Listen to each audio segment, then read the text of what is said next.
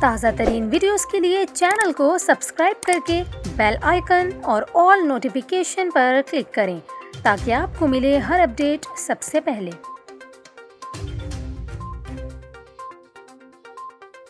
اور یہاں پر آپ کو اہم خبر دیں، پاکستان پیٹرولیم ڈیلرز ایسوسی ایشن نے جمعرات سے ملک گیر ہڑتال کا اعلان کر دیا، جس کے بعد جمعرات سے صرف ایمبولینسز کو پیٹرول فراہم کیا جائے گا۔ آپ کو بتائیں، آل پاکستان پیٹرول پمپ ڈیلرز ایسوسی ایشن کے سیکریٹری اطلاعات نعمان علی بٹ کا یہ کہنا تھا کہ 25 نومبر کو ملک بھر میں پیٹرول پمپس بند رہیں گے۔ انہوں نے کہا کہ حکومت نے ان کا مطالبہ منظور نہیں کیا اور جب تک مارجن 6% تک بڑھایا نہیں جائے گا کوئی مذاکرات نہیں کیے جائیں گے۔ واضح رہے کہ حکومت کے مارجن بڑھانے سے متعلق تاخیری حربے اپنانے پر ڈیلرز نے 5 نومبر کو ملک بھر میں ہڑتال پر جانے کی دھمکی دی تھی۔ 3 نومبر کو وزیر توانائی حماد اظہر کی سربراہی میں حکومتی وفد نے چند دنوں میں پیٹرولیم مصنوعات کی فروخت پر مارجن بڑھانے پر رضامندی کا اظہار کیا تھا، جس پر ڈیلرز ایسوسی ایشن نے اپنی احتجاجی ہڑتال کی کال واپس لے لی تھی۔